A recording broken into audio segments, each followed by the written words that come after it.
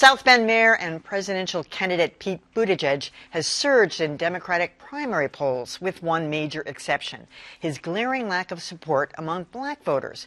Whether his sexual orientation has anything to do with it has touched off a bitter media debate. On this, there's little dispute. Polls consistently show Pete Buttigieg badly trailing with black voters, especially in the early primary state of South Carolina. Why is he doing so badly among African Americans, and how concerned should his campaign be about that? One possible reason: according to the state newspaper, a focus group of black voters were cool on Buttigieg because he's openly gay. The focus groups found that, quote, being gay was a barrier for these voters. On CNN, South Carolina Congressman Jim Clyburn agreed, saying older black voters are uncomfortable that Buttigieg is gay. There's no question about that. I'm not going to sit here and tell you otherwise, because I think everybody knows that's an issue.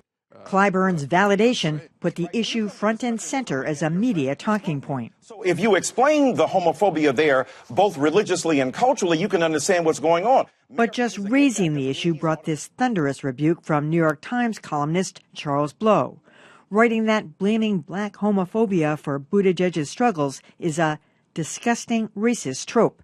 Even Buttigieg is pushing back. So I think it's unfair to suggest that homophobia is only an issue in the black community. Now there's a sense that the whole topic is treacherous territory. Is it, concern over him being gay among African-American populations? Others say that's an unfair characterization of African-American communities and viewpoints. Still, unfair and untrue are two different things. Well, a couple things here. Buttigieg's own focus group went into South Carolina and discovered that this was a problem. And as you know, Jim Clyburn, the congressman there, said it's a problem.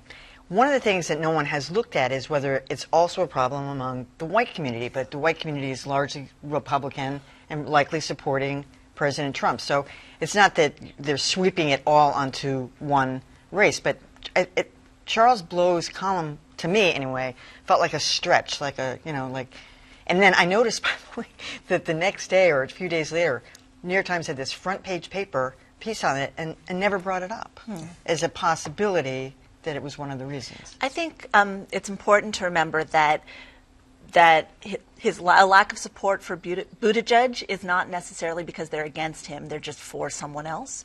The support for Biden is high. The support for Obama was high. So the support could be, that could be what we're seeing here.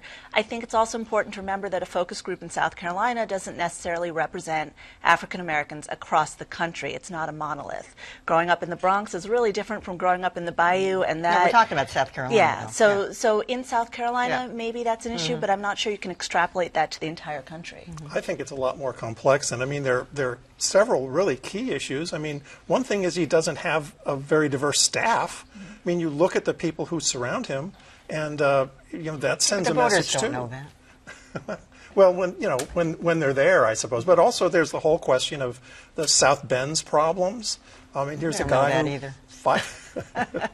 All right. Well, it's early in the campaign, but I think those are real issues when you're reading about the candidate and you see that he fired a black police chief and that all the shootings and very poor management of the police department there. Yeah, one of the best pieces I've read about this was by Gabriel Gurley in The American Prospect. And she's an African-American journalist, and she argued, as Roy is, that African-American voters are paying attention to Buttigieg's record in South Bend.